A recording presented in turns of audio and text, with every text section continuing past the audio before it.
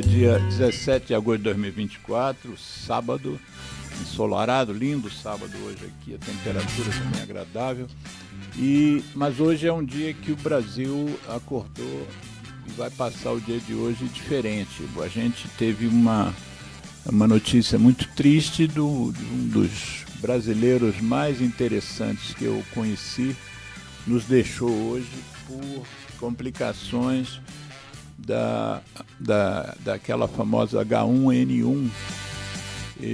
Silvio Santos, cujo nome na certidão de nascimento era Senor Abravanel. Então, aos 93 anos, o Silvio partiu e hoje ele é notícia de praticamente todos os noticiários. Eu em casa estava vendo a Globo News, no carro estava ouvindo a CBN e a Band News, e não se fala em outra coisa. Ele realmente foi uma pessoa muito importante para a comunicação brasileira, sobretudo as TVs, né? Ele acabou montando a sua TV, mas ficou anos na Globo no início, mas a carreira dele começou como locutor de rádio. A carreira dele na comunicação, porque na vida profissional ele começou como camelô. E as histórias sobre ele são um sujeito de 93 anos, né? Com um histórico profissional, começou na década de 60, então são aí quase 80 anos de participação, né? De crescimento pessoal e como empresário. Então fica a nossa lembrança da partida do Silvio. E nós vamos então voltar para o tema que nos trouxe hoje aqui. Eu estou trazendo uma convidada que é uma ilustre advogada tributarista, e Michele Viegas. Michele eu vou pedir ela para, ao se apresentar, a gente sempre pede ao convidado para dizer para mim e para os ouvintes o que fez você escolher a profissão que você escolheu? E sobretudo, dentro da advocacia, o que fez você optar pelo tema dos tributos, né? Direito tributário? Então, primeiro queria te agradecer a presença, dizer que está sendo um prazer, porque além de advogada, você é minha amiga. Então, queria que você começasse por aí, se apresentando e descrevendo um pouco a sua trajetória. Maravilha, Alexandre, muito obrigada pela oportunidade. É um enorme prazer estar aqui. Eu acho que dá amizade, né, para um bom papo, uma boa conversa. Aqui eu vejo como um diálogo, né? Isso, um bate-papo mesmo. Nós vamos trocar ideias, você vai conhecer um pouquinho mais. Isso. Agora, quando você me sinalizou, vamos conversar um pouquinho, né, sobre a sua história. Daí a minha história com direito, ela começa da seguinte forma. Eu estava na 8ª série e houve um julgamento. Isso aqui vai ser bem polêmico que eu vou falar. Deixa eu aproveitar que enquanto você está conversando comigo, eu vou definitivamente tirar o som aqui. Ok. Então, houve um julgamento, um simulado, né, na faculdade, na faculdade é ótimo, um julgamento em que eu seria advogada do polêmico Hitler. Obviamente que eu condeno, mas lá eu estava na função de advogada. Né, de defensora. De defensora do Hitler Nacional. Me diga se eu gostaria que ele tivesse sido absolvido. Foi que eu consegui absolvê-lo, então deu um empate. E é curioso que... Empate é pró-réu, né? Empate em dúbio pró-réu. E aí, a partir daí, sempre que eu encontrei, esse professor já dava aula há 30 anos. Ele falou, olha, em 30 anos eu nunca vi o Hitler ser absorvido, você precisa ser advogada. Porque ele fazia isso regularmente. Ele fazia regularmente, quando ele tratava, porque era a forma dele chamar a turma, né, para se interessar sobre a história, sobre os crimes, sobre o julgamento que houve posteriormente, e para que nós chegássemos às nossas próprias conclusões, isso dentro de um contexto Isso você estava em que momento, né, de estudo, de escola? oitava série equivale ao 9º ano do ensino médio hoje, ou seja, é o último ano que do antecede... fundamental. Exatamente, é o fundamental, desculpa. Na época era ginásio, né? O último ano do ginásio. Era por aí. A gente hoje em dia tem que se colocar, né, se posicionar. Na minha época, né? E aí ele sempre passou pelo corredor e comentava isso. Eu falei, não, isso é mais um motivo para eu não ser advogada, né? Eu brincava muito ao contrário. Pode absorver outros Hitler. Exato, mas, enfim, eu tenho um padrinho também, ele é engenheiro, e ele é uma pessoa muito querida, e ele realmente me influenciou bastante. Eu estava em dúvida entre fazer engenharia de produção, vejo os dois, né?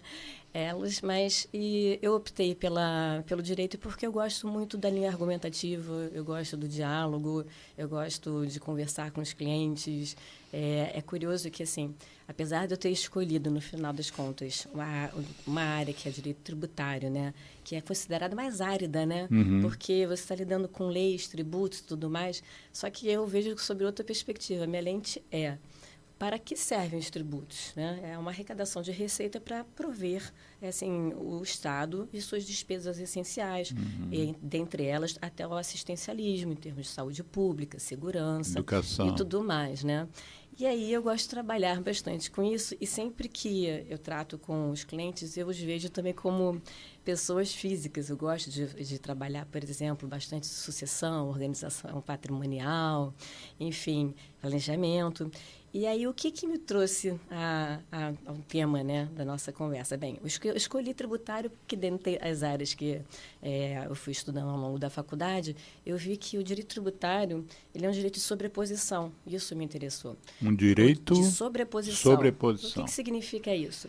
Eu não posso tributar aquilo que não seja um fato. O Código Civil vai dizer, você não pode chamar caneta de caderno. Então, assim, você não pode alterar a natureza, né, das coisas para fins de levar a tributação.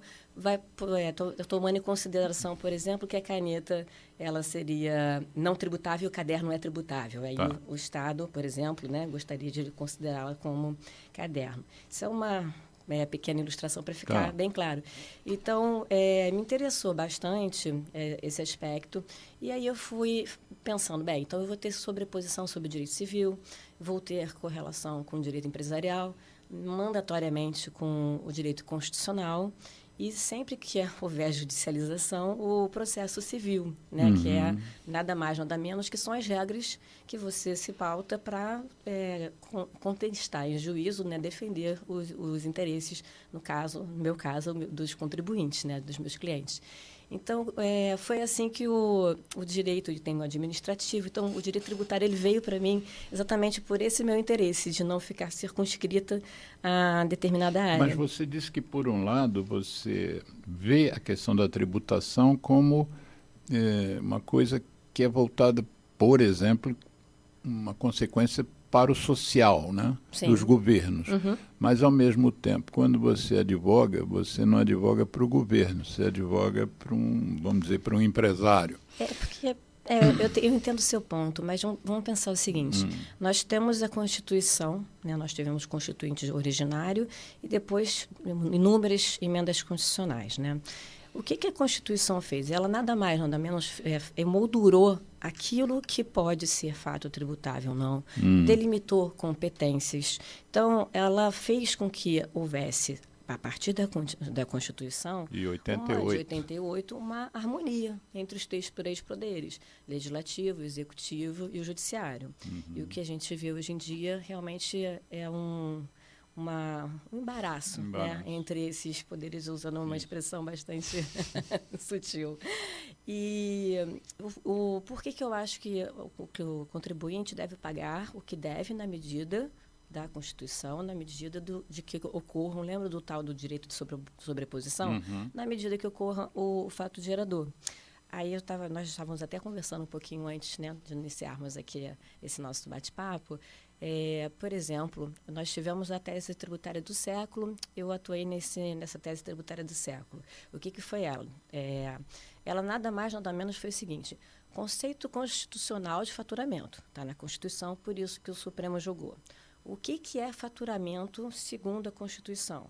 disse o Supremo, é uma grandeza positiva que vai acrescentar ao seu patrimônio. Sim. Então, se você tinha 10 moedas, você passou a 11, você teve um acréscimo patrimônio de 11. Receita e faturamento se tornaram sinônimas pela jurisprudência ao longo das décadas. Essa tese, né, essa discussão, demorou 25 anos por diversas manobras que ocorreram dentro perante o STF, ações diretas de constitucionalidade e tudo mais. E o que estava lá em questão? Né? Se o ICMS ele seria uma receita, ele comporia ou não a base de cálculo do faturamento. Ora, o ICMS é uma receita do Estado. Então, é claro que ele vai transitar pela contabilidade e vai chegar na ponta final, que é o próprio caixa dos estados. Ou seja, por essa natureza, ele não agrega, não é uma grandeza positiva. Então, é esse direito de composição, sobreposição, que me interessa. É o direito de dizer o seguinte, você tem uma economia livre, porque eu acredito muito na economia ativa. Então, assim, se você entrega a um empresário, ele vai empregar, ele vai conseguir, com o seu business plan, fazer com que a empresa cresça. Então, é uma riqueza que vai circular livre, porque o Estado já estabeleceu as premissas que ele precisa dentro da Constituição e das normas regulamentares, leis complementares, e assim vai, ordinárias, para fins de atingir o seu orçamento. Então, o que transborda é o que eu acho que não deve ser pago. Então, é por isso que eu acho que é um limite muito tênue, que isso tem a ver com o direito da propriedade. O que você acha no momento, te interrompendo, o que você acha no momento desse movimento que está acontecendo no Brasil, mas que, de uma certa forma, o Brasil globalizou a questão, que é a taxação dos super ricos, por exemplo? Como é que você vê isso? Você acha uma coisa justa? Você acha que, enfim, o sujeito é super rico porque fez por onde, então não precisa ser punido por ser super rico? Punido, ou seja, taxado além por ser super rico, né? Sobretaxado. O que você acha disso? Porque eu, assim, vendo a coisa do ponto de vista social, eu fico, poxa, é super justo, eles têm como dividir um pouco com quem não tem. Mas qual é a posição de você como advogada? Vamos lá. Falando com a Michele, não a Michele advogada. Tá. A Michele, pessoa física, né? Pessoa cidadã. Eu não acho legítimo que haja uma sobretaxa para aqueles que são mais ricos. Eu acredito muito na meritocracia, então eu estou partindo da premissa de que são riquezas que decorrem de estudos, de empreendimento de anos, né, para determinado segmento, ou uma inovação que realmente seja disruptiva. Então, assim, nesse conceito, você imaginar que você vai ter uma sobretaxa, é como se você dissesse o seguinte, você não precisa ganhar tanto. Eu acho que pode ser algo, eu estou falando em termos econômicos, né? É o seguinte, para que eu vou trabalhar tanto? Porque essa média acaba que essa conta é feita, né? Por que eu vou trabalhar mais X se eu vou ter uma taxa nesse percentual que vai me levar à mesma margem? Então, a minha compreensão é de que isso pode atrofiar a economia. Então, assim, mas, assim, pelo fato de há diversos estudos sólidos, com consistência, pela constitucionalidade, pela legalidade, viabilidade, dizendo que isso não traria essas implicações. Sim. Mas, falando dos menores, por exemplo, eu estava fazendo ontem, estava num salão de beleza. Aí ele falando sobre a tributação, estava pesado e tudo mais. Aí ele falou o seguinte, olha, o meu concorrente... O dono do salão? O salão, O meu concorrente só trabalha 3 vezes por semana. E eu não entendo porque eu trabalho 6 e ele trabalha 3. Aí ele falou assim, ele me disse que se ele trabalhar as 6 vezes por semana, que é usual, né, desse segmento, ele vai mudar de faixa do regime de tributação e vai ganhar o mesmo. Então, ele prefere trabalhar as tais 3, porque para o bolso dele irá a mesma quantia. E ele vai ter mais tempo livre. E ele vai ter mais tempo livre para dispor com a família, saúde, enfim, o que quer que o valha, estudar, né, algo do gênero. Então, assim, esse é o meu viés. Então, acho que a gente já tem, por exemplo, olhando para o Brasil especificamente, nós temos uma carga tributária enorme. E, assim, um dos grandes... Isso não é choro de rico, não? O quê? O fato de chegar... Porque, normalmente, o o dono do negócio acha que que paga muito imposto, né? É uma característica, a gente vê as queixas e tal. Às vezes eu fico pensando, pô, ele pega, o jeito vai vender um refrigerante, ele vai lá no depósito, na empresa e paga R$ 2 por aquilo e vende por 8. Ele meteu 400% em cima do produto que ele está comercializando. Pega por 2, vende por 8. Mas se você aumentar um imposto, por exemplo, de 18 para 19, aumentar 1%, ele já é contra o governo. Como é que você vê? Como é que você lida com isso? É sempre uma quebra de braço, né? Mas, assim, o que eu vejo como positivo é que a gente precisa olhar não só no viés da tributação da renda. Eu acho que é isso que contamina, né, esse diálogo, essa discussão. Porque se você falar a nível de tributação da renda, você fica com uma linha, um debate muito linear, sem ser profundo. O maior problema que nós temos aqui no Brasil, ele é a tributação indireta, ou seja, a tributação do consumo. A tributação que chega ao consumo ela é muito gravosa. Então, assim, dá um exemplo. Por exemplo, a tributação do consumo, já caminhando um pouco aqui para o nosso tema. Pensa no cigarro, né? 300% é a alíquota do ICMS. Então, assim, você tem e assim, esse seria um bom exemplo, porque é uma norma indutora, né, de comportamento para quê? Inibir aquela atividade, o consumo, aquela atividade econômica. Mas o que acontece é que, no final das contas, imagina só, a pessoa física ela já tem, vamos considerar que é 27,5% que ela seja descontada. Então, ela já está imaginando que ela tem uma liquidez do que ultrapassar aqueles 27,5%, né? Vamos dizer que esses 27,5%, tirado esse valor, ele fique com 100 moedas. Tá. Mas ela vai continuar pagando imposto, porque todos os outros impostos, porque ele é o consumidor final, nós somos os consumidores finais. Você vai botar então, aí gasolina você vai colocar o PIS e COFINS, você vai colocar o IPI, você vai colocar o ICMS. Então, assim, tem uma série de outros, o ISS, quando você tomar um serviço, tem uma série de outros fatores que vão mitigando nossa capacidade de contributiva, sabe? Com a capacidade de compra. Assim, se a gente olhar para trás, a gente não está vivendo apenas uma crise econômica. Então, a gente está vivendo também uma crise em que o Estado ele tomou uma proporção tamanha em despesas que ele, de fato, precisa tributar. Ele precisa arrecadar. Isso é inequívoco. Mas, assim, eu entendo que ele deveria primeiro fazer o dever de casa, que é o orçamento que eu pratico lá em casa. Onde que está escoando aqui? Onde há supérfluo? Onde tem aqui desperdício? Vamos enxugar isso aqui? Vamos otimizar? Tudo bem. Ainda não deu. Então a gente tem que mudar. Eu tenho que trabalhar um pouco mais, tenho que ter mais receita, ou, enfim, vou mudar o meu padrão de vida, vou criar, e dentro das políticas públicas, seria rever a política pública, rever uma série de fatores.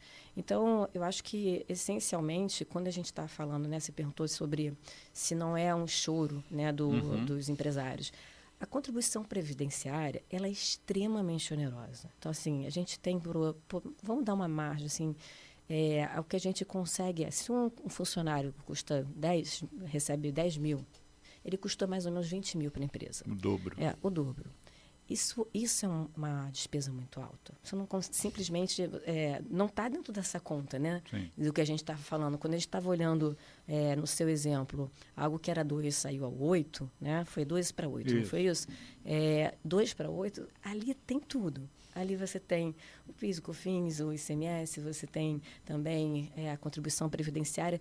Por que eu estou falando que tem tudo? É o fato de ter gerador dessa saída? Não. Mas é tudo que corresponde ao gravame tributário sobre a sua atividade empresarial. Então, nessa medida, a margem do resultado ela é muito baixa. É baixa. Então, assim, alguns segmentos têm uma alta, que aí já são de valor agregado, vamos dizer, para trabalho intelectual, Muitas vezes você tem uma margem, né? Só que se você pensar que você estudou 20 e tantos, 30 anos, né?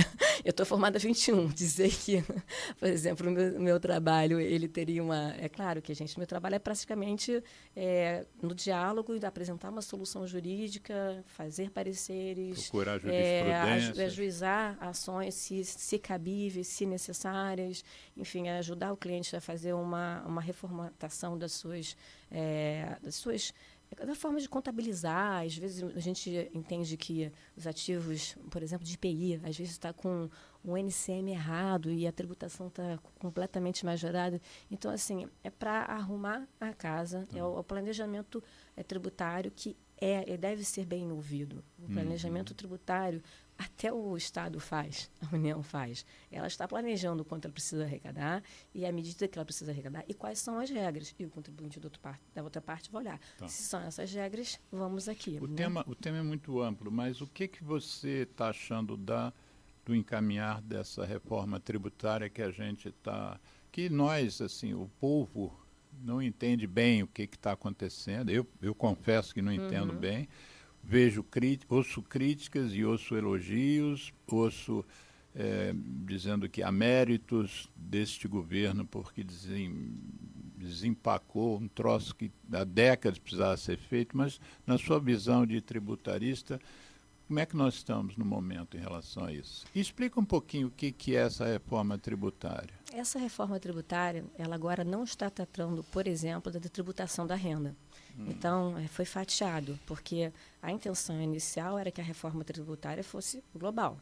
Agora nós estamos voltados o quê? Para as contribuições, no caso, PIS, COFINS, ICMS e ISS, né? PIS, COFINS incide sobre o faturamento, ICMS sobre as mercadorias, ISS sobre a prestação de serviço e o IPI sobre produtos industrializados. Então, o que vem essa reforma fazer? Vamos simplificar. Então, por exemplo, o PIS e COFINS já são muito parecidos, são gêmeos. Então, foi-se criado o IBS e o CBS para simplificar, e aí criou-se um imposto seletivo. Esse imposto seletivo também é conhecido como imposto do pecado, tá? Porque é basicamente aquilo que grava como norma indutora determinadas atividades para fins de alcançar fins de saúde, fins sociais. Então, assim, induzir, como a gente estava falando há pouco, né, que você, por exemplo, não tenha um sobreconsumo ou consuma o tabaco, por exemplo, né, não fique adicto ao tabaco, porque vai sobreonerar, talvez. Exatamente. Então, você vai vai chegar um momento em que você, eventualmente, não vai ter a capacidade de também comprar. Não, e a gente tem, só fazendo uma parte em relação a questão do preço do cigarro, a gente tem uma série de coisas que podem e que são feitas para você reduzir consumo. Você tem leis que, por exemplo, impedem que você fume em ambientes fechados, isso é uma lei muito importante.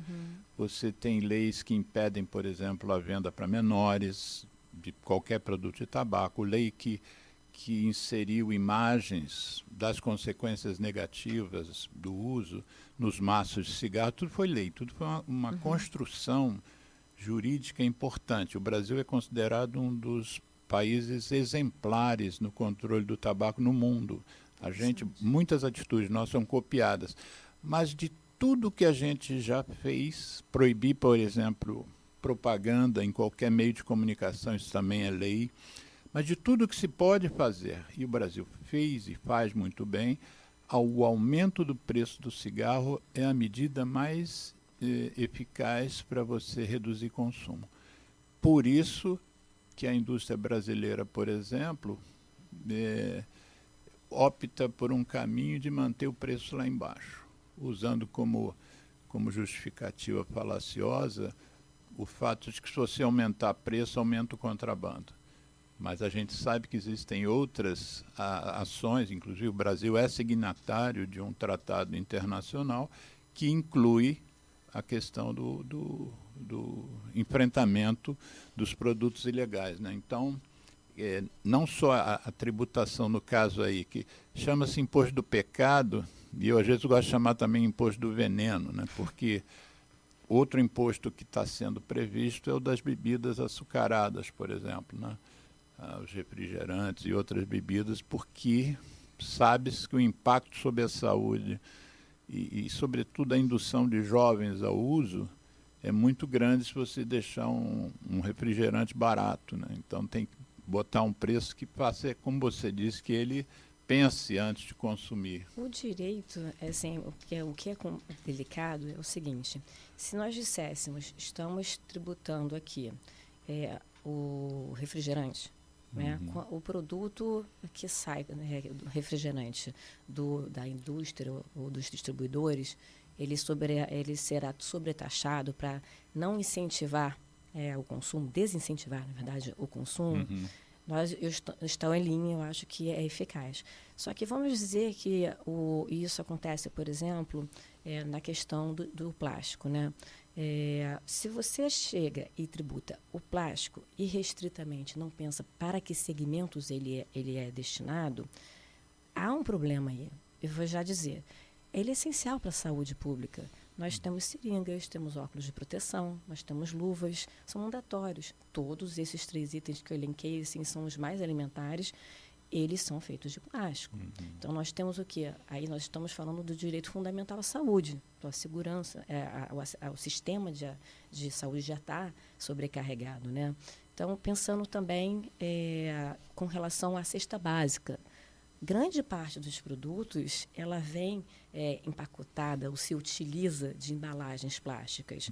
Então, assim, é uma balança, né? Assim, muito delicada. Então, por isso que eu acho que é melhor você olhar para o produto final e aí, sim, você, em retrospecto, você vê qual será o impacto, se realmente vai alcançar e se você não vai, por reflexa, no caso, prejudicar outros que sejam essenciais. Sim. É esse caso que eu estou falando aqui. Isso é uma coisa de uma complexidade extraordinária. Né? Exatamente. Então, assim, há o pleito da indústria do plástico, né, para dizer, olha, aqui nós teremos esse problema. E está bem endereçado, tá? Então, tende a haver um abrandamento com relação à cesta básica. Mas eu estou falando tende porque ainda está em processo a regulamentação dessa reforma tributária. Isso. Então, a respeito desses impostos que eu comentei agora, nós tivemos primeiro a emenda constitucional, então o texto da Constituição, né, que aí vamos falar por hierarquia, ele já foi alterado para esses parâmetros, só que ele se remeteu muito a leis complementares. Então, foram basicamente, olha, estou dispondo aqui que o imposto, institui esse imposto seletivo, etc. e tal, diz qual é o fato jurador e que seja regulamentado. Então, grande parte, e havia muita dúvida, virá desse momento de agora. Então, uma crítica que eu tenho grande foi o tempo que isso foi submetido aos parlamentares. Assim, é uma questão de 24 horas. Assim, para você estudar 400 páginas, é impossível. Então, é algo que é muito sério para ir à votação e você chegar a um resultado a toque de caixa. Então, eu entendo que, na forma como nós estamos hoje, haverá uma tendência muito grande à judicialização. Então, assim, e você vai sobrecarregar o judiciário mais uma vez. Então, assim, o que a gente busca não só... Porque, vamos pensar... O nosso custo não é só tributário. Nosso custo, maior custo, sob a perspectiva internacional, qual é? É a segurança jurídica. Então, na medida em que você desenha um sistema constitucional tributário que ele não seja... que ele seja falho, né? Nenhum será perfeito porque nós temos nas nossas tecnologias, inovações, inteligência artificial, a cada segundo desafiando, né, as leis para dizer... Lembra que eu falei que o direito tributário é de sobreposição? Mas eu vou sobrepor, nem sabia que isso existia. Então, é difícil. Mas quando você tem o judiciário por si só estabelecendo a segurança jurídica, o índice, né, o rating, né, para os investimentos é 1. Quando você tem a falta de segurança jurídica e já dentro no nascedouro, né? Ou seja, na Constituição, na sua concepção, já pautas de dúvida, de questionamento, né? Não tem precisões, e a regulamentação está vindo... Tem grupos de trabalho extremamente qualificados. os profissionais que eu conheço que estão envolvidos são extremamente qualificados e estão comprometidos eticamente a entregar o melhor resultado da norma. Mas qual é o vilão da história? O vilão é o tempo. Então, isso é um grande desafio mesmo, por mais que você crie diversos grupos de trabalho, fatie o que for, também temos que saber que as normas vão se correlacionar. Então, e mesmo assim, para entrar em uso, não sei. Em vigor de 2025, isso. Mas 2025. Então, assim, só que ela é faseada, e depois de 2026, aí você vai ter primeiro até 2030 um regime, alguma 2030, coisa. Exato, no 2030, 2032. Então, assim, você vem uma linha que você vai fatiando, você vai ter um momento em que você vai ter as incidências atuais, com as novas incidências, né, quer dizer, as mesmas incidências, só que com um percentual bem baixo, mas já adotando a nova sistemática de tributação. O custo ainda tem uma questão que os empresários estão colocando, é o seguinte, olha, tá tudo ok aqui, né? Vamos dizer que está tudo ok. Como é que eu vou operacionalizar o compliance, que a gente sabe que é muito caro? Então, assim, as horas que são incorridas pelos empresários para conseguirem se conformar a obrigações acessórias, para conseguir depois pagar os impostos, é enorme. Então, eles vão ter que parametrizar os seus sistemas. Então, isso é um custo que será incorrido. Sim. E a inteligência a ser desenvolvida para chegar àqueles parâmetros também precisa ser posta em prática. Então, é preciso olhar para o tempo com muito cuidado, com muita reserva e com muita prudência. É isso que eu acho que pode ser um grande divisor de águas na hora de você caminhar, como estamos caminhando mesmo para essa reforma tributária. Tem muitas críticas, elogios, como tudo, né? Mas vejo também com bons olhos o fato de não ter sido posto também o imposto de renda, CSLL, no mesmo momento que se discute já tantos impostos, né? Uma questão que foi interessante, assim, que para mim era um receio, foi a seguinte: todo o crédito que hoje o contribuinte tem, ele vai carregar depois da reforma tributária, porque senão seria muito fácil, né? É só você implementar uma reforma tributária e o Estado deixa de dever, né? Eu, quando falo Estado, eu estou falando Estado, União, município, Distrito Federal, tá? Então, vamos falar sobre a fazenda, né? Sobre o fisco, propriamente dito. Então, eu acho que nesse cenário todo a gente... Vamos esperar as próximas páginas. Assim, estamos acompanhando, tinha perspectivas de algumas pautas para essa semana sobre definição, por exemplo. A gente está falando sobre imposto sobre grandes fortunas, né? A gente tem uma alteração significativa do imposto de transmissão de direitos, significativa. Então, transmissão de direitos, por exemplo, direito à herança. Direito à herança ou doação. Então, uma coisa ou outra. Um aspecto também que é altamente polêmico, e isso vai judicializar se for adiante, acho até que caiu essa semana, mas estava, vamos ver se não volta, mas assim, não temos o martelo, foi o de que, por exemplo, você tem uma empresa, é lícito que você tenha no seu contrato, né, social, contrato da empresa entre os sócios, que diz quais são as regras, quais são as cotas que se tem. O seguinte, olha, apesar de eu ter 80% das cotas e que você detenha 20%, nós poderemos distribuir de forma desproporcional a nossa proporção no capital social. Isso nada mais, nada menos existe porque você está olhando para os esforços. Muitas vezes você tem o 20% porque, eventualmente, eu sou o investidor, né? E você tem todo o capital intelectual. Então, na hora que vê o resultado de um trabalho, há um diálogo e fala, olha, é razoável que a gente faça 50-50. Então, assim, e aí o que se pretende? Não, se você fizer uma distribuição desproporcional, isso pode caracterizar a doação. Então, é uma loucura. Seria taxar essa... Taxar essa diferença. Isso é de um todo absurdo. Então, assim, são questões que nós estamos vendo, e aí a gente, falando sobre isso nos leva a olhar para quê? eles estão vendo os planejamentos de holdings, né? Planejamentos Você disse, sucessórios. Eles estão vendo? Eles estão vão vendo? lá. É muito bom você colocar esse ponto.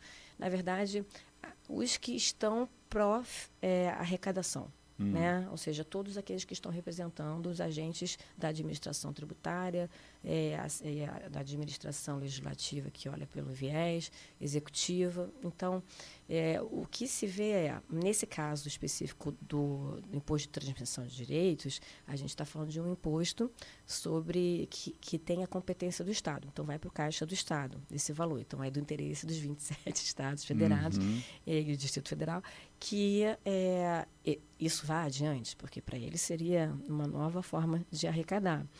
Então, há essa pressão, né? Sempre houve, fisco versus contribuinte, para ver o quanto vai ter de arrecadação maior ou menor, né? E contribuição no viés contrário.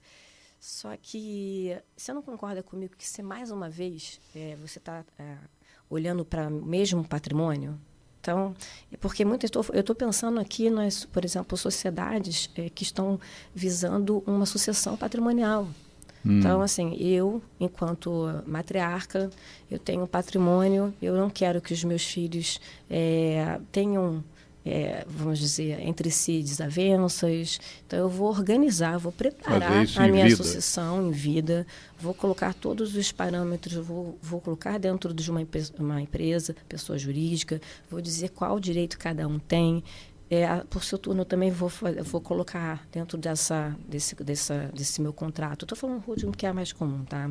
Mas eu entendo com outras estruturas também sendo até, às vezes, com mais substância. Mas pensando o seguinte, vou dizer que se o meu filho estiver namorando, que não comunique os bens, porque você vai ter cláusula de incomunicabilidade, inalienabilidade, então você está colocando o quê? Você está protegendo o patrimônio, né? Então, eles estão olhando para isso. Então, é como se fosse antecipar também. E a gente não tem o imposto de renda quando você tem a sucessão. Você só vai ter, no caso, o ITD, que vai chegar a 8%. Hoje nós temos os 4%. Né? Vai dobrar, então. Exatamente.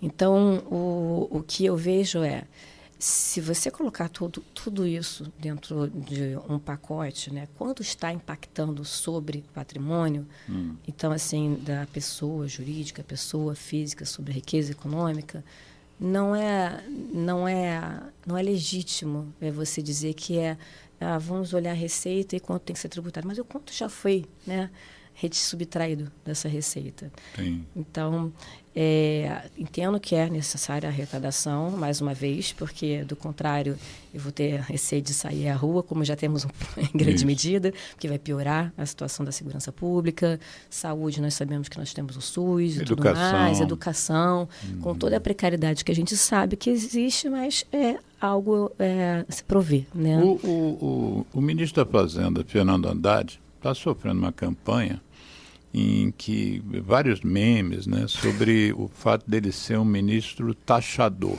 Sim. E você que lida com imposto, com tributos, qual é a sua impressão do que ele tem feito e o que ele tem proposto? Vamos lá. Entendo que todas as tentativas nesse ano, né, de tributar, vamos pensar em uma que impactaria sobre empregados. Nós tínhamos e temos uma lei chamada uma lei do bem que visa o quê? Desonerar a folha de pagamento. Então, pensa numa empresa que ela tenha uma mão de obra extensa, a folha de salário dela é extensa, então a margem líquida dela é muito baixa. Então, assim, você vai ter uma folha de trabalho, vamos lá, de 1.000 moedas e, em contrapartida, a margem muito pequena.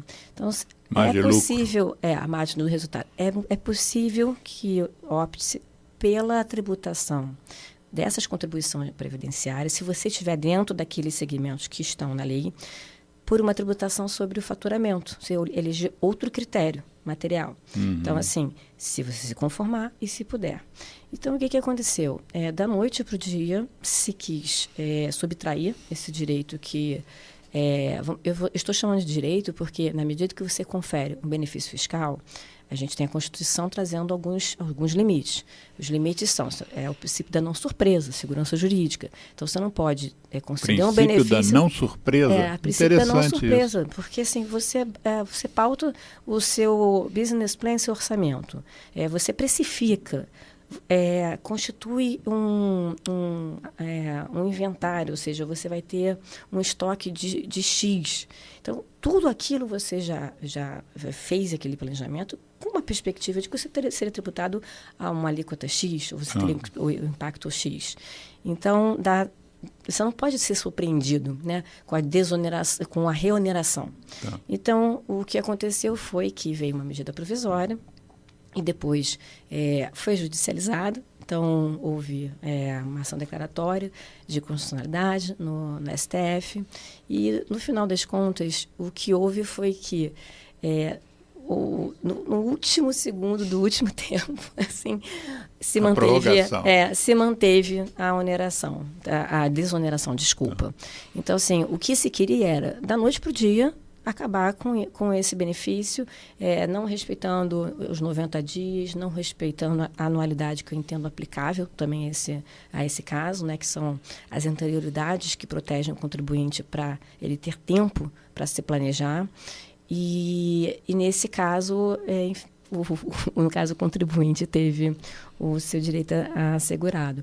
Então, exemplos como esse foram feitos em diversas ordens. E era por medida provisória que, de repente, entrava, a gente chama cláusula jabuti, né? Aqui é jabuticaba, ou jabuticaba. Você chega e inclui dentro de um processo legislativo jabuti. É porque a gente chama depois, fala, jabuticaba brasileira. É o que só nós fazemos. A cláusula é jabuti. Mas a gente briga que é um método. Então, são, e às vezes, de repente, que não tem contexto nada. Estou tratando de saúde e coloco aqui algo, sei lá, correlato, vamos dizer, algo que seja completamente distante, indústria automobilística, então, algo nesse gênero. Então, para mim, a pretensão de arrecadar, essa sanha arrecadatória, e com essa subtração, né, ou seja, sufrágio, aos direitos dos contribuintes, que faz com que haja essas críticas legítimas. Então, ele deveria, ao meu ver, voltar seus esforços para aquele dever de casa que a gente falou. Sim. Deixa o Estado menos pesado, né? O Estado tem que ser mais leve. Então, eu gosto da economia circulando na riqueza. Então, vamos fazer o seguinte, Geraldo, vamos fazer um intervalinho, uma música que tem a ver com o propósito da nossa ONG. A gente tem algumas músicas que falam mal ou falam com humor sobre o tabaco. Não sei qual que o Geraldo vai escolher e depois, daqui a pouco, a gente volta. ZY1 201, Associação Comunitária Nossa Senhora de Copacabana, 98,7 FM, a onda que chega ao seu coração. Rua Hilário de Gouveia, número 36, 9º andar, Copacabana, Rio de Janeiro.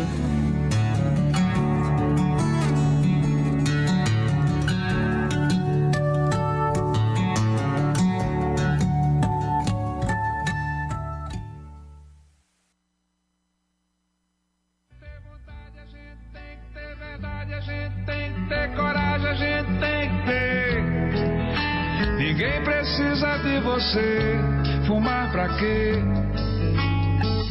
Sem você estou melhor, porque meus sentidos me dão mais prazer. Sinto mais felicidade sem saudade de você. Sinto mais cheiro da flor que amor. Já nem lembro tanto de você. Conheci a liberdade de verdade. Fumar pra quê? Antes tarde do que nunca, nunca é tarde pra aprender. Nem foi difícil assim te esquecer. Tudo é questão de querer vencer. Saúde a gente tem que ter, vontade a gente tem que ter, verdade a gente tem que ter, coragem a gente tem que ter. Ninguém precisa de você. Fumar pra quê?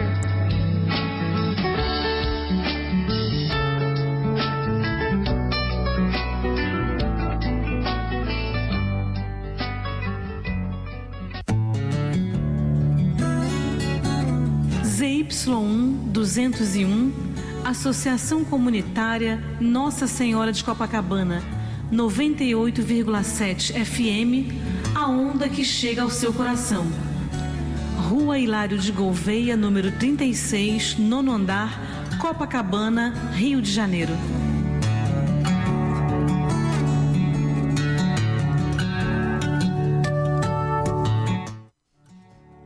Estamos reiniciando o programa Viva a Voz Saúde pela Rádio Nossa Senhora de Copacabana, aqui no Rio de Janeiro. O tema do programa hoje, eu sempre peço o convidado ou a convidada para nomear o programa, porque eu acho que quando a pessoa nomeia o programa já dá mais ou menos a dica por onde esse tema vai ser trabalhado. Então, o tema do nosso programa de hoje é em relação aos plásticos. Mas o título do programa ficou Agenda de Redução dos Plásticos, quer dizer, uma agenda global, e qual é o papel da tributação nisso. Porque existem vários papéis, se você quer tomar uma decisão, seja ela qual for, né? Tem o papel dos técnicos, tem o papel dos comunicadores, da imprensa, tem o papel dos juristas, tem o papel, enfim, se for um tema ligado à saúde, das instituições, sociedades médicas. Mas, como no caso do cigarro que eu mencionei no primeiro bloco, se a gente quer reduzir o consumo de tabaco, o papel mais importante é justamente o da tributação. Isso já está pacificado há algum tempo, ninguém tem mais dúvidas sobre isso. A questão é como fazer um aumento da tributação, sem ser judicializado, como a convidada se referiu a algumas medidas que a gente toma, por mais bem intencionadas que sejam, muitas vezes cabe uma discussão e cabe então levar a discussão para a justiça. Nós temos diversas questões que a gente tem levado, que a gente tem achado importante que sejam levadas a cabo, mas que foram judicializadas e não sai do ambiente jurídico. Por exemplo, a gente tem um pleito antigo em relação ao tabaco, que é você impedir a colocação de aditivos, porque os aditivos têm um papel que faz parte do processo o processo da criação do fumo. Tem certas coisas que não podem, certos aditivos que não podem deixar de entrar, mas tem aditivos que são postos lá exclusivamente com o interesse de pegar mais consumidor. Então tem aditivo que aumenta o poder da nicotina em gerar dependência química, tem aditivos que diminui a aspereza da fumaça quando entra. Então tem lá uma série de aditivos que a gente está pedindo para que sejam proibidos. Isso está no Supremo. Eu já fui a Brasília algumas vezes e não sai do Supremo, a decisão não é dada. E a indústria já entrou com a ADIM, né, dizendo que aquele pleito seria inconstitucional. Qual foi a indústria que entrou? Foi alguma associação? Porque para entrar com a ADIM tem que ser alguma confederação, não, alguma associação. Existem muitas que a gente chama de braços de fachada da indústria. Então a indústria não entra, mas entra, por exemplo, a Associação Brasileira de Cultura de Fumo, ou então a Federação não sei quê dos fumicultores. Então não necessariamente é a empresa de tabaco propriamente dita. Sim. Mas o fato é que a coisa não anda. E várias questões. Mas hoje o que nós queríamos, então, abordar com a nossa convidada é um aspecto que eu vou fazer um introito aqui, em relação ao plástico. Existiu, né, uma decisão de uma diretora-geral da Organização Mundial da Saúde, que é minha ídola, a doutora Gro Brundtland, uma norueguesa ambientalista, médica, foi primeira-ministra da Noruega, a primeira mulher a ser diretora-geral da OMS, e, como ambientalista, presidiu a Rio Eco 92 aqui. Ela era chairman de todo o evento aqui no Brasil, em 92. Em 98, ela assumiu o cargo de diretora-geral da OMS e elencou, colocou o ranking das preocupações dela, o tabaco em primeiro lugar. Então, em 98, no discurso de posse, ela assumiu que o tabaco e a malária seriam as duas coisas mais importantes da gestão dela serem tratadas. E no decorrer do processo, foi a Assembleia Mundial da Saúde, da ONU, determinou lá atrás que houvesse um dia mundial contra o fumo, que é hoje o 31 de maio, e depois houve uma construção de um tratado global, o maior tratado da história, que era para reduzir o consumo do tabaco, né? Em português, o nome desse tratado é um nome que não é, em termos de marketing não é bom, é Convenção Quadro para o Controle do Tabaco. Então isso começou a vigir em meados do início do século XXI, e, se não me engano, 2005, e a partir daí os países foram convidados a entrar e assinar e a ratificar esse tratado. Então, hoje nós temos mais de 180 países que fazem parte e com diversos artigos que cuidam da questão do fumicultor, artigos que cuidam, enfim, o principal artigo, inclusive, é o artigo 5.3, que é o artigo que alerta as partes, né, que em vez de se chamar países, se chamam partes. Sim. Alerta as partes para o risco da interferência da indústria do tabaco sobre as políticas públicas dos países que o tratado estimula que sejam adotadas, né? Então, é considerado o maior entrave a você controlar o tabagismo no planeta, justamente a interferência da indústria sobre toda e qualquer política pública que se pretenda adotar, ou inovando, ou implementando em qualquer parte. Você lembra de um filme, desculpa interromper, chamado Obrigada por Fumar? Sim, era um lobista da indústria. A indústria tinha a indústria não só do tabaco, né? Também Isso, tinha das armas e da bebida. Da bebida, da tríade. Da tríade de lobistas. Muito interessante. É um filme, assim, eu gostei muito, já vi várias vezes. Uhum. E tem um outro filme também marcante sobre o tema, que já é um pouco mais antigo, que é O Informante, que é um sujeito que era o vice-presidente de pesquisa e desenvolvimento da segunda maior empresa de tabaco do mundo, que é o Jeffrey Wigand, que, aliás, fez o prefácio do meu livro. Em 94, ele fez uma denúncia. Quer dizer, o tratado que eu estou me referindo é considerado o maior tratado sanitário da história da saúde pública do mundo. E esse processo que se iniciou com Jeffrey Wigand, denunciando a indústria, porque o nome, inclusive, em inglês é melhor do que em português. Em português é O Informante. Uhum. Então, se eu for na sua casa e e houver um crime na sua casa, eu vou relatar. Eu sou um informante, uma testemunha ocular. Mas o nome em inglês é melhor, que é The Insider. Quer dizer, não só ele informou, sim, mas ele estava dentro, né? Ele sabe o porquê de cada questão ali. Né? E aí esse processo iniciado pela denúncia dele é considerado o maior processo jurídico da história dos Estados Unidos. É um negócio absurdo. E em 97... 98 foi lançado o filme, concorreu, se não me engano, a 6 ou 7 Oscars, e acabou redundando numa punição a algumas empresas de tabaco dos Estados Unidos, que as maiores empresas de tabaco do mundo, boa parte delas são americanas ou anglo-americanas. E a multa que eles foram obrigados a pagar é em torno de mais ou menos 2 trilhões de reais. Foram mais ou menos 340 bilhões de dólares. É uma coisa assim... E a proporção foi conforme o faturamento das empresas?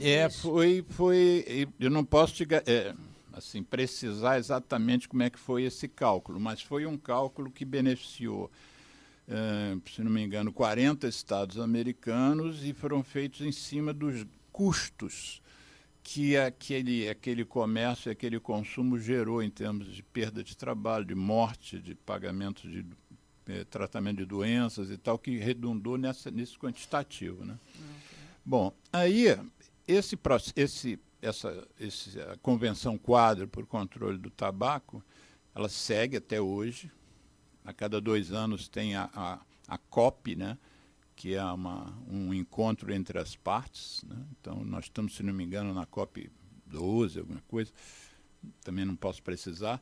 E agora, em 2022, comparando, vai dizer, o impacto do tabaco hoje, para justificar toda essa preocupação da norueguesa, da Gro Brundtland, 1,25 bilhão de pessoas dependentes de nicotina, 180 milhões de adoentados graves e quase 9 milhões de mortes por ano. Então, a OMS tem uma conta, se morrem uma pessoa, tem 20 pessoas adoentando gravemente. Então, se morrem 9 milhões de pessoas por ano, lembrando que o Holocausto, a guerra levou 5 anos e morreram 6 milhões em 5 ou 6 anos, nós estamos falando de algo que mata hoje 9 milhões de pessoas, multiplicando por 20, 180 milhões de doentes e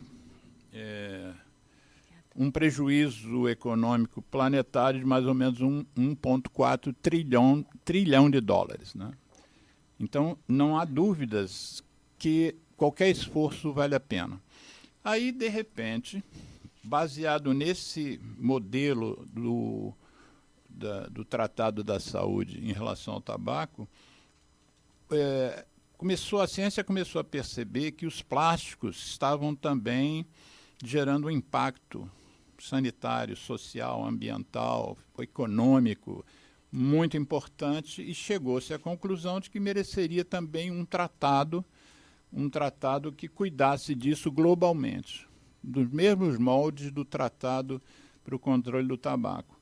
E esse tratado contra a poluição plástica foi oficialmente lançado pela Nações Unidas, a parte que cuida do meio ambiente das Nações Unidas, sim, que é o Tratado dos Plásticos, né? Uhum. Então há um esforço. Tem uma frase que tem sido muito usada, que é: se nós não fizermos nada, em 2050 nós vamos ter mais plástico nos oceanos do que peixes.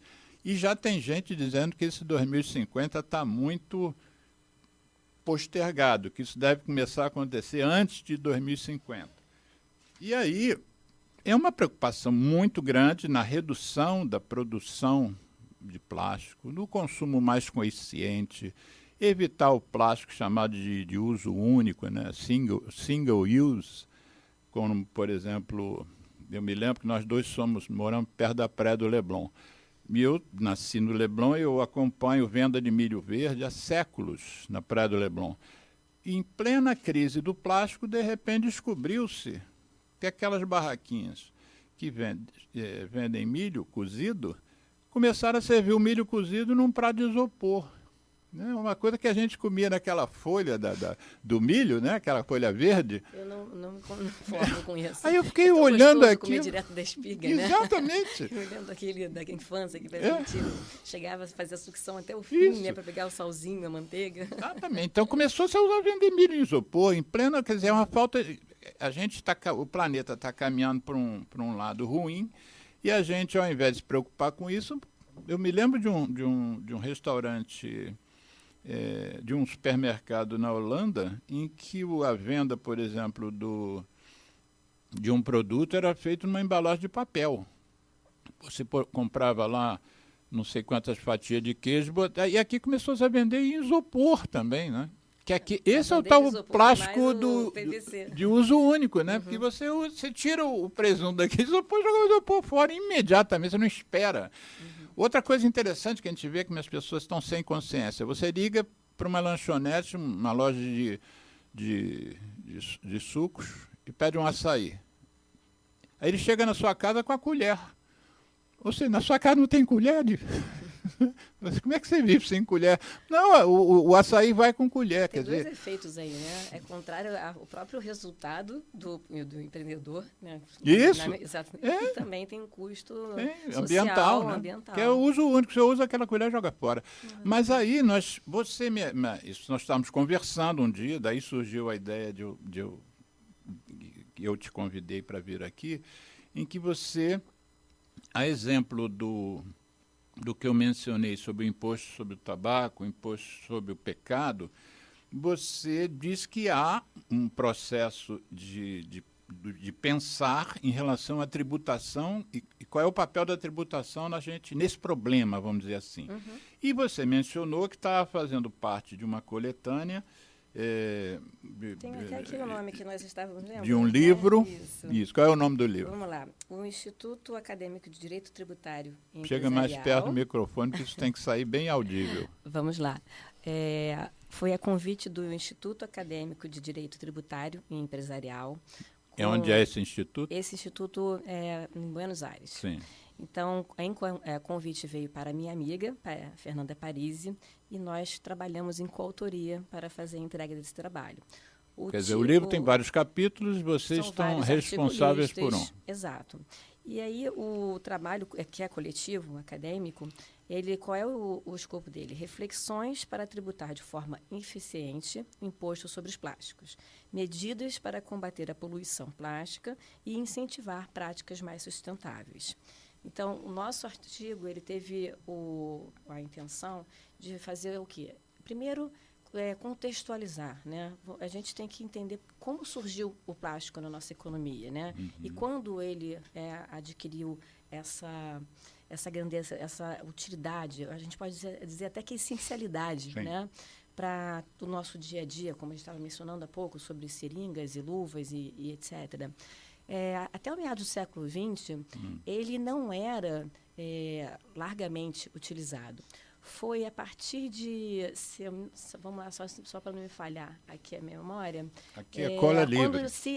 Quando se inventou o vinil e o PVC, e eles são subprodutos, resíduos, né, da petroquímicos, no caso a nafta, que se viu o seguinte: a indústria petroquímica falou, bem, isso aqui para mim era um resíduo. Uhum. Então eu agora vejo uma forma de lucro. E para a indústria plástica, agora eu tenho um produto que ele é menos custoso e que ele pode ser resistente, ele é facilmente moldado, então, e vai atender às diversas necessidades no mercado de forma menos custosa. Então, foi esse encontro, né, de interesses econômicos e demandas de consumo que levou ao largo crescimento do uso do plástico, né? Então, assim, o que nós tivemos a partir daí? Uma preocupação muito grande. Ok, há uma essencialidade, sem dúvida que há uma essencialidade. O que você chama de essencialidade? Vamos lá, eu não consigo imaginar hoje a nossa economia conseguindo dispensar o uso do plástico.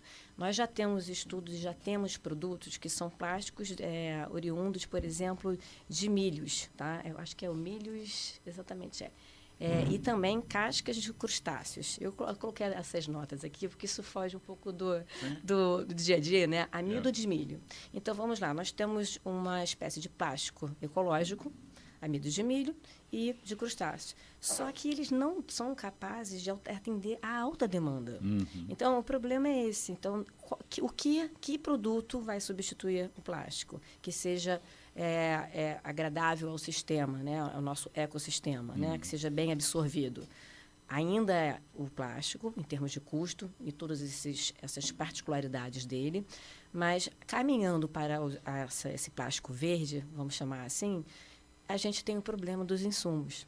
Então, esse é o primeiro gargalo que a gente vê em termos práticos. Então, assim, estamos falando aqui meramente de contextos, porque olhar apenas para a tributação, a gente vai faltar o lastro para dizer, mas que alternativa haveria ao plástico? Uhum. Hoje, com os dados que eu consegui coletar a partir do meu estudo, eu não consegui identificar algum outro produto que não seja poluente ou que não sobreonere, né? Ou seja, que torne inviável determinadas comercializações. Imagina se, sei lá, quintuplicasse, por hipótese, tá?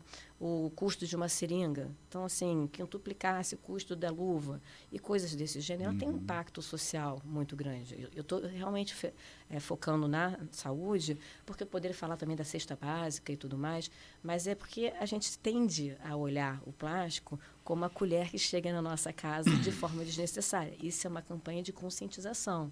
Então, assim, da mesma forma que a gente pensa no plástico, né, que há uma campanha muito forte, que há normas, né, no sentido de inibir que haja um marketing seja veiculado em determinadas mídias e assim vai. Ou seja, você vê normas basicamente regulando comportamentos, né? Ou seja, limitando a forma de você levar o conhecimento do seu produto. Nesse caso aqui, eu acho que ainda não há, assim, de acordo com as minhas pesquisas, um substituto. Como não há um substituto, a gente tem que pensar como fazer o uso desse plástico, que é altamente poluente, de forma sustentável. Então, é o que a gente chama da economia verde. Então, foi muito interessante, porque assim, a OCDE, ela foi... Você estava falando, né, sobre a questão do Você ainda não deu o título do livro. Ah, sim, vamos lá. O título do livro... Não, na verdade, a gente tem reflexões. Ainda não temos fixado o título, mas ele vai ser publicado na Argentina, então, Buenos Aires, mais especificamente. E, na verdade, até agora, ele tem mais ou menos as diretrizes, ou seja, qual é o intuito, que é simplesmente reflexão sobre a forma eficiente de se tributar o plástico. Talvez seja algo do contexto, a tributação, o papel da tributação na agenda do plástico como medida indutora, né, para fins de incentivar ou desincentivar. E é interessante porque é o seguinte, a gente pensa muito das normas indutoras. O que são normas indutoras? Eu vou sobretaxar, como nós estávamos falando. Vou tornar bem onerosa o uso, e aí, com isso, você vai buscar outros mecanismos. Então, por exemplo, no Reino Unido, eu vou fazer uma comparação. No Reino Unido, o que a gente tem? Eles têm uma norma em que estimula que as empresas adquiram o produto já reciclado.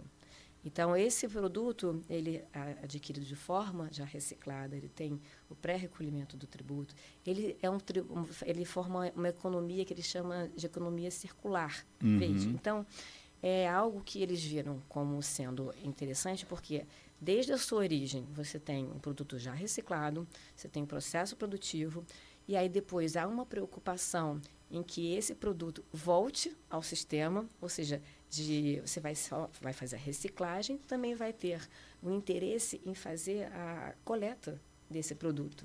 Porque, do contrário, para onde eles iriam? Os aterros ou, então, incinerações. Os dois cenários são cenários que vão de encontro ao nosso ambiente. Deixa eu te elencar aqui.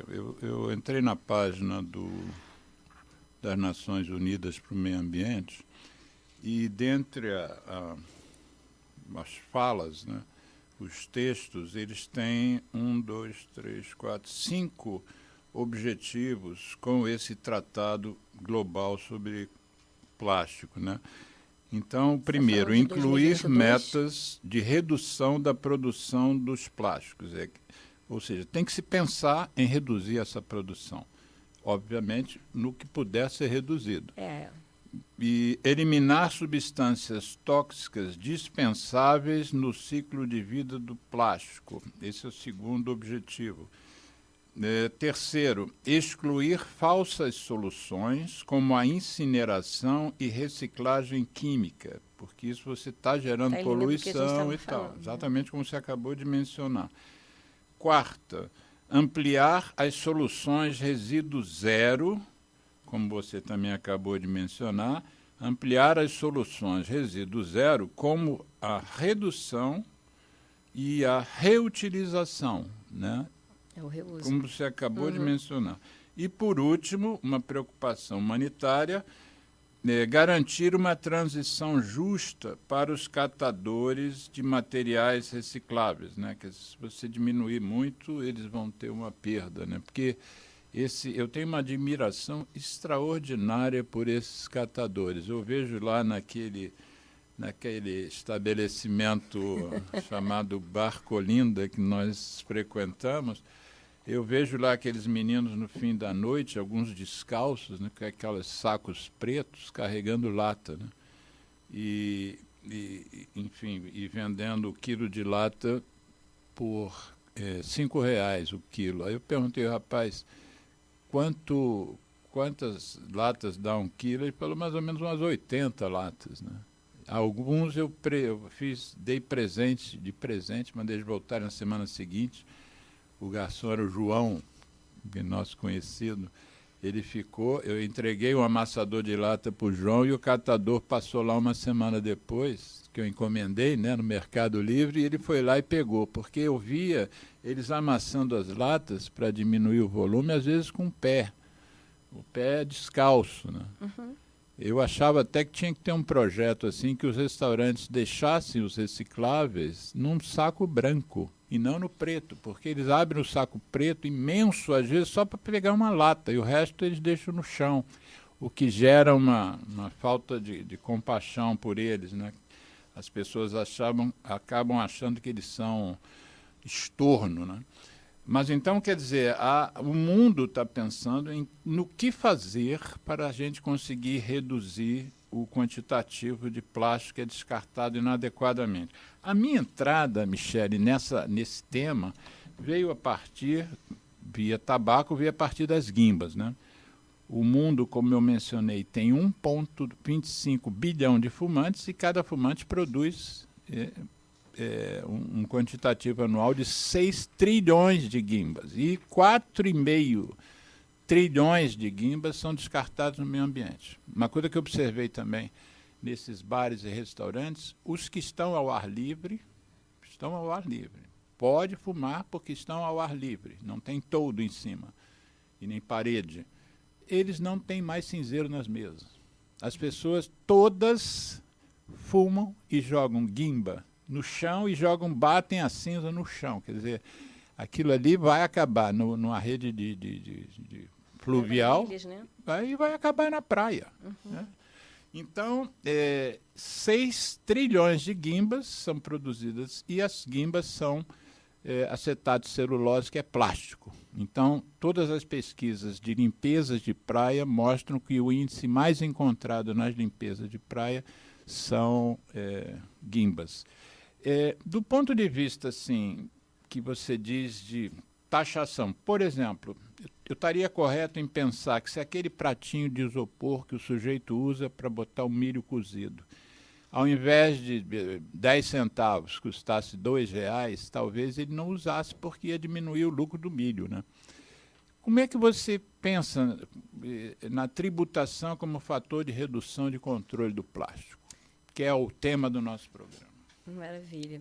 Bem, é difícil com tanto conhecimento, né? Não, eu estou falando de um aspecto. Assim, e o que eu vou complementar? Mas vamos para os aspectos aqui tributários. Isso. Só para trazer até um elemento que não chega a ser exclusivamente de guimbas, a OCDE ela fez uma pesquisa e que de 2000 a 2019 praticamente dobrou o consumo de plásticos. Então, assim, de 2000 a 2019. Em 20 anos, mais ou menos.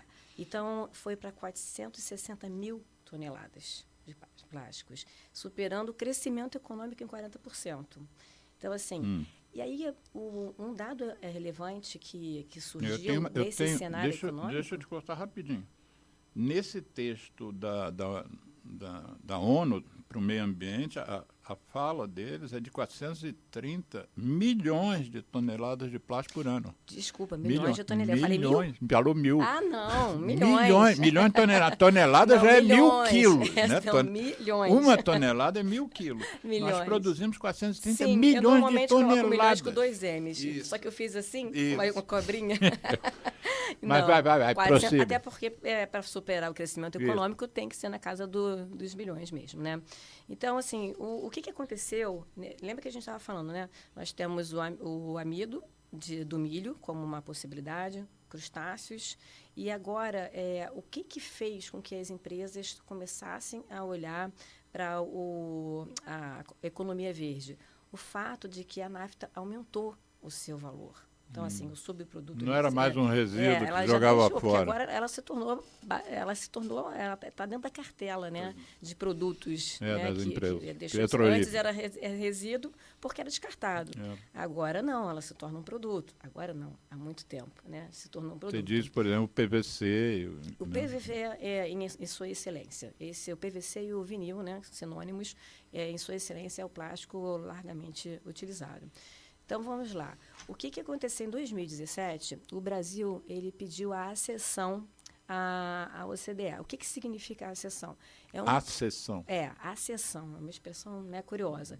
Está pendente de apreciação, tá, pelo Conselho, que significa dizer o seguinte, olha, eu quero fazer parte desta organização aqui, porque é uma organização que ela vai lidar com diversos aspectos econômicos globais, que é a Organização de Desenvolvimento Econômico e Social. Então, o Brasil quer ter voz, né? E aí, a contraparte significa o seguinte, olha, a condição é a de que você se conforme, ou seja, você atenda, né, adapte suas práticas internas com relação à tributação.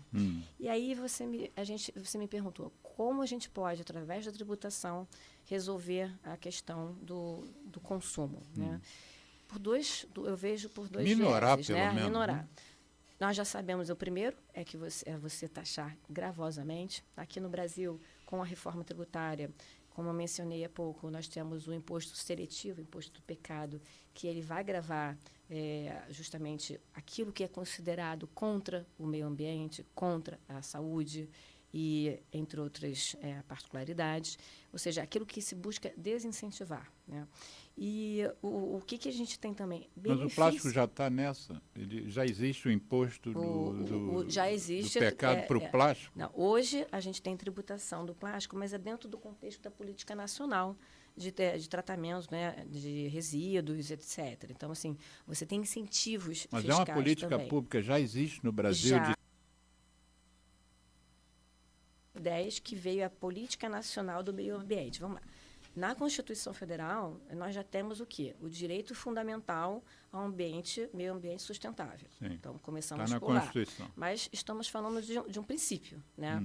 Aí, esse princípio de ordem econômica, ele se reforça com a materialização do quê? Do impacto econômico. Né? Porque, assim, não adianta você ter um princípio se não for com esse viés. E isso se deu através de um acréscimo à Constituição Federal, que foi em 2003, através de uma emenda. PEC. Né? Exato. Veio para o PEC, é projeto de emenda à Constituição.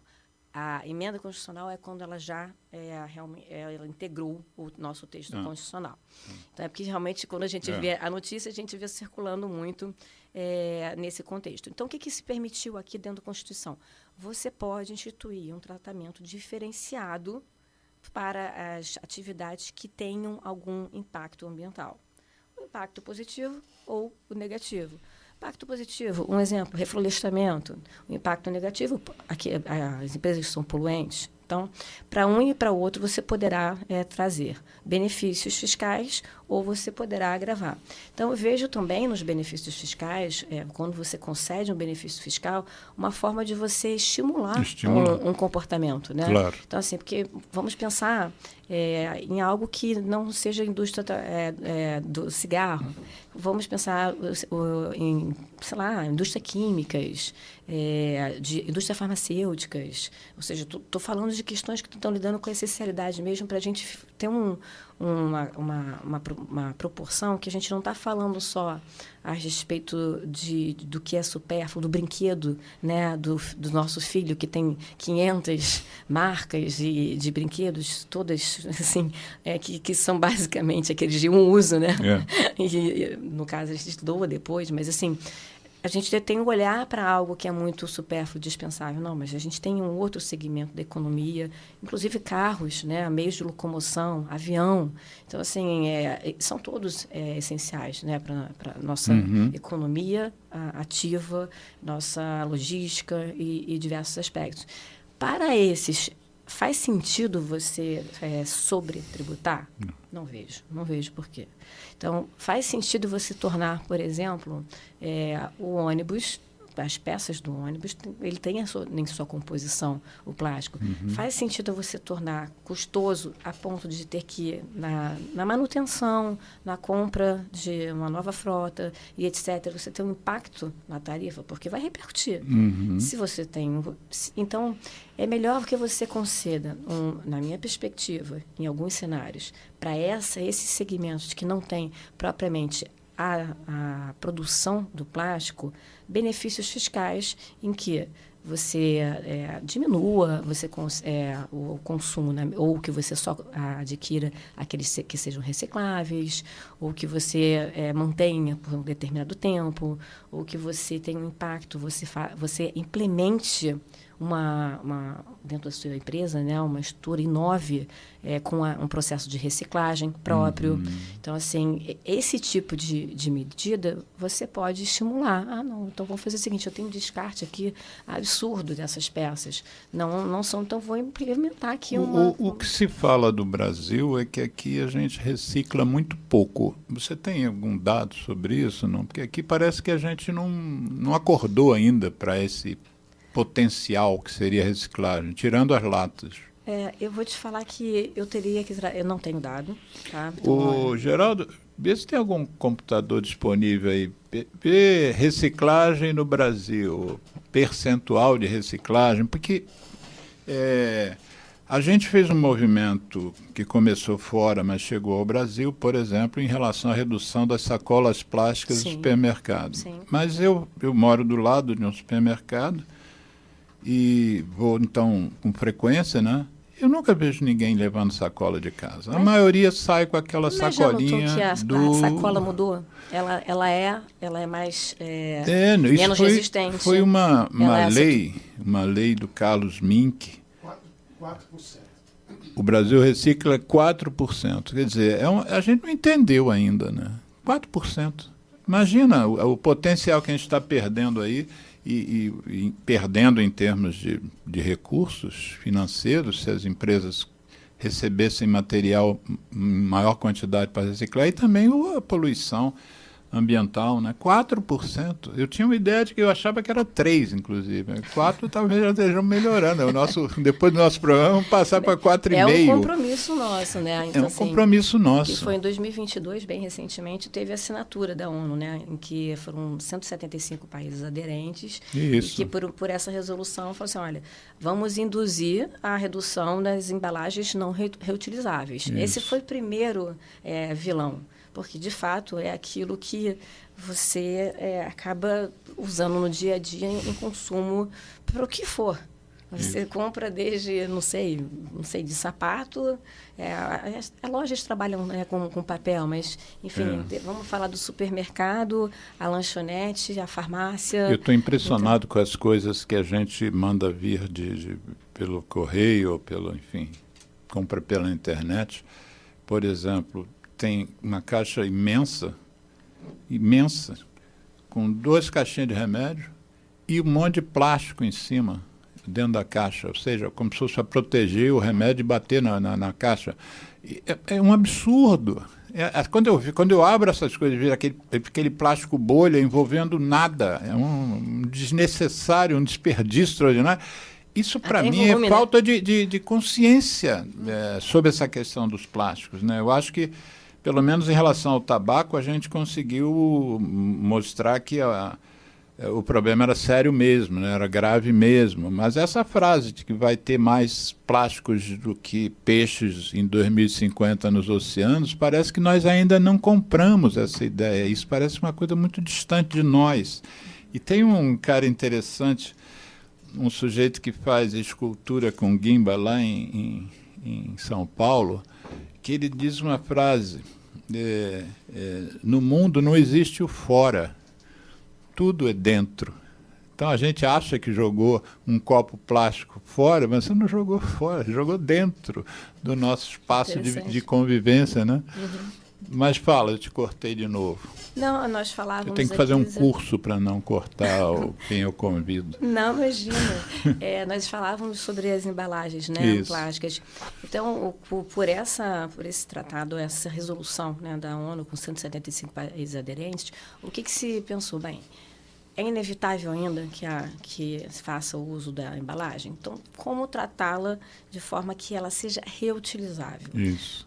Nos supermercados que nós conhecemos, existe a venda de algumas mais resistentes, que aquele consumidor que é mais consciente pode comprar, adquirir e, ao voltar ao mercado, colocar seus produtos lá. Então, assim, existem alguns mecanismos que já estão sendo implementados. Por exemplo, até a cobrança de algumas sacolas, 0,1 centavo, sabe? Muito barato. Centavo. Não mas, assim, mas isso até é decorrente do seguinte, olha que contrassenso.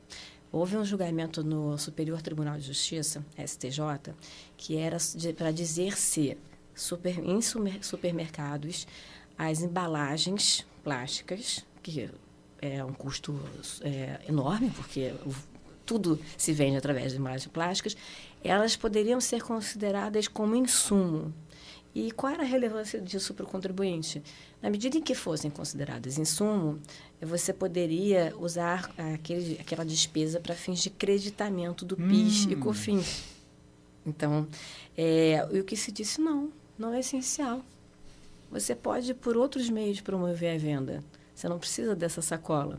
Então, se pensou, você poderia fazer por caixa, você poderia fazer por meio de outros acessos, como, por exemplo, o próprio consumidor levar, né, a sua sacola e tudo mais.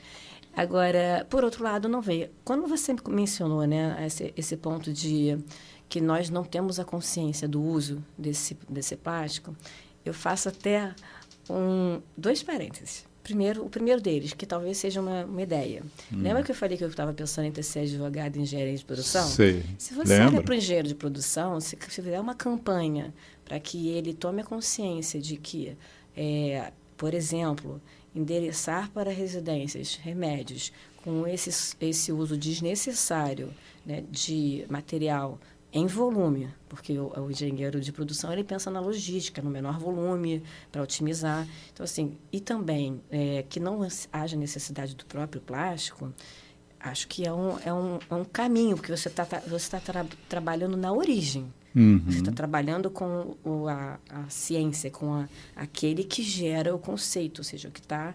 É o motor, né, disso. E, por outro lado... por que eu vejo que algumas famílias ainda fazem o uso dos plásticos? Eles são menos custosos e tem uma quantidade muito menor que os plásticos que você compra no supermercado de lixo. Se você for olhar, está em torno de R$30, R$40. Então, assim, isso me lembra... Lembra quando tinha, eu não sei se era Grande Família, Cacantibes? Não era Grande Família. Não era Grande Família, não. Como é que era o nome do programa, geral? Não deve ser da geração dele, mas tinha o Cacantibes. Sai de baixo. Sai de baixo. Então, olha agora... Geraldo não era nascido. Ele não era nascido. Então, assim, no Sai de Baixo, eu lembro do Cacantibes falando, coisa horrível esse negócio de colocar sacola de supermercado na lixeira. Não, assim, é uma prática recorrente e consciente. Sim. Então, assim, você vai ter consciência com o seu orçamento familiar, vai ter consciência com o impacto que isso vai ter sobre o meio ambiente. E uma dúvida, quando você falou, a gente já tem um número de 4%, será que todos os prédios, por exemplo, que fazem aquela... coleta orientam, seletiva, né, que você separe e tudo mais. Isso, garrafa eles PET, têm, de fato, a coleta seletiva? Porque se for um caminhão qualquer... você vai separar tudo e ele vai passar por aquela... O caminhão da Conlurb. O caminhão Conlurb. Tem empresas que fazem essa coleta sem ser da Conlurb. Sim, eu acho que o meu prédio, por exemplo, são exato, particulares. São particulares. Eu tenho uma campanha que eu faço, já comecei a fazer há algum tempo, que eu recolho as tampinhas das garrafas PET e levo para a Conlurb avisa a Suípa que chegou, as tampinhas chegaram, quer dizer, depois de um certo quantitativo, né?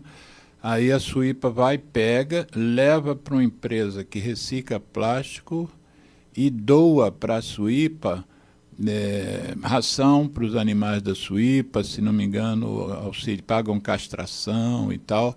Então, a partir das tampinhas. Então, eu comecei isso com um porteiro amigo, depois uma vizinha, e a última coleta que eu entreguei na Conlurb foram 270 quilos de tampinha. Parabéns.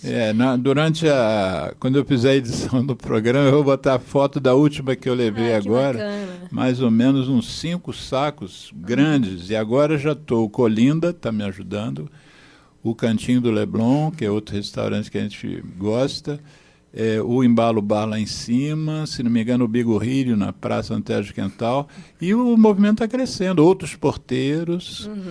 Então eu acho que também a gente precisa de espaço para comunicar isso às pessoas, há o que fazer, há benefícios, não só para o planeta, no caso aqui os animais estão sendo... A Suípa é uma sociedade que recolhe animal de rua, né?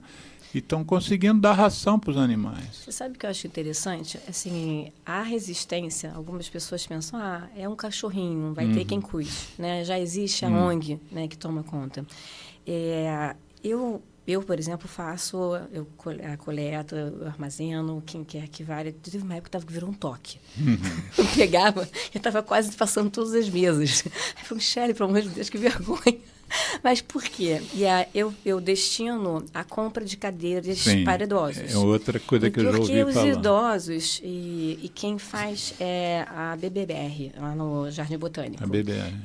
Então, assim, a escola do meu filho, por exemplo, destina para lá, o Santo Agostinho. Eles conseguiram coletar, acho que foram 2, e se transformou em 2 compras de 2 cadeiras de roda.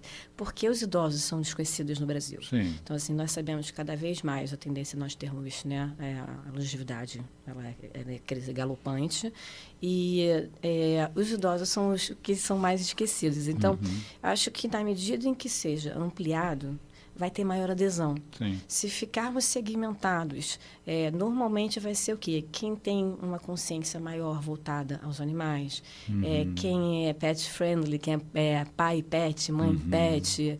Então, se você tiver um leque e fizer, né, um marketing, uma campanha institucional para isso... Eu, pessoalmente, quero, primeiro, já tenho o telefone do rapaz da Suípa, porque a Ana Cris Damasceno, que já esteve aqui, depois eu te passo o link do programa e na edição eu vou botar ali o Galpão Hélio Pellegrino, o Galpão de Artes Urbanas, ali perto da PUC, é lá que eu deixo as tampinhas. E ela já me deu o telefone da Suípa, do rapaz, que eu conheço por foto. E vou lá conversar com ele, vou filmá-lo, vou filmar a Suípa, e quero ir nessa recicladora também para ver como é que é o processo deles de separação desses plásticos, para divulgar.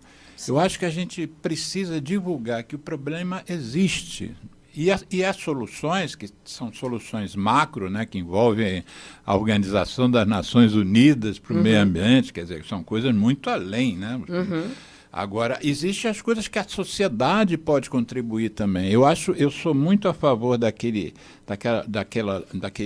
lema das ONGs, né?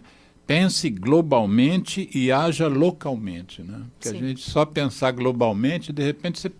isso é muito grande para mim, não vai adiantar nada o que eu vou fazer. Como não?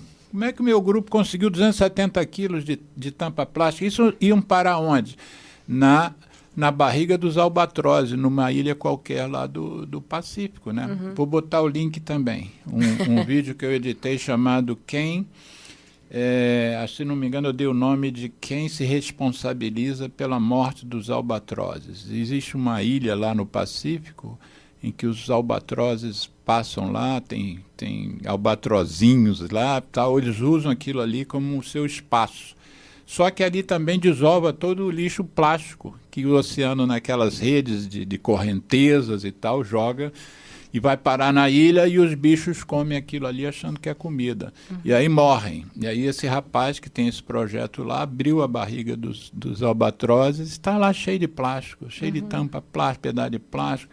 E tem um agravante que você também, que está super interessada nesse tema, já sabe, que esses plásticos que a gente vê, por exemplo, uma garrafa PET, aquilo ali com o sol, as correntes e os penhascos, aquilo ali vira micropartícula e depois vira nanopartícula. Os peixes comem, nós comemos os peixes, e já foi encontrado pedaço de plástico no coração de gente, de pulmão. Recentemente na China fizeram lá um estudo de um pulmão, estava cheio de plástico, nanopartícula, né? Coisa que se vê no microscópio.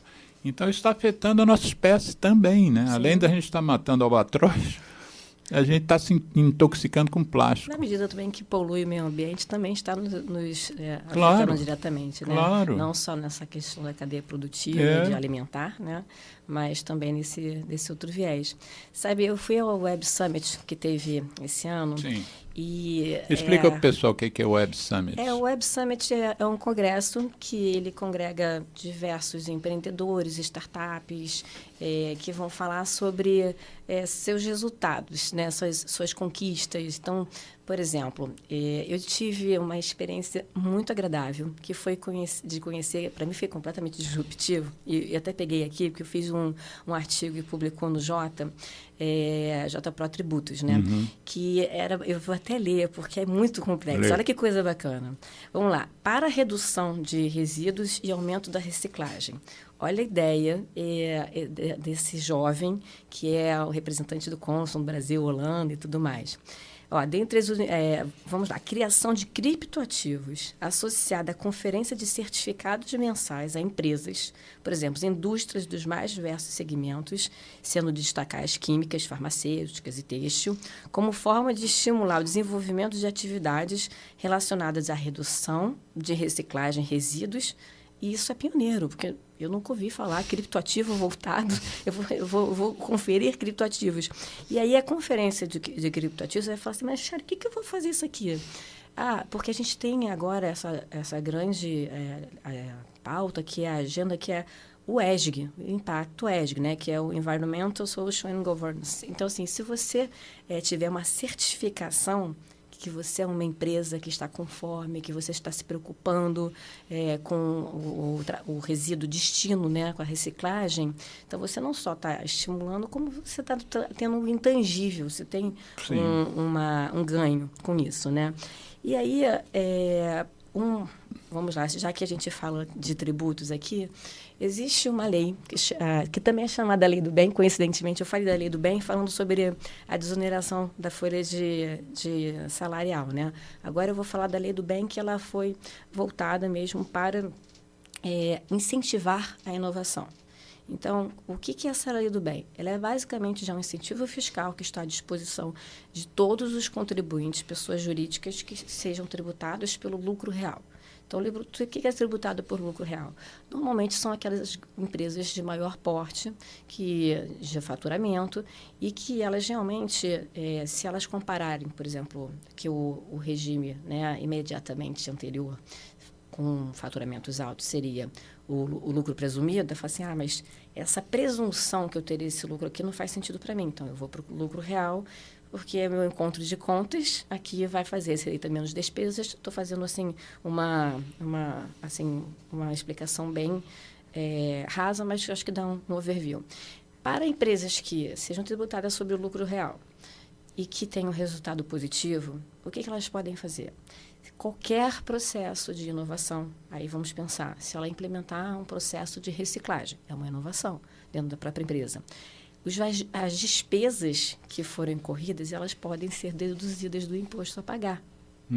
Então, isso é um benefício fiscal e isso vai sendo feito no calendário.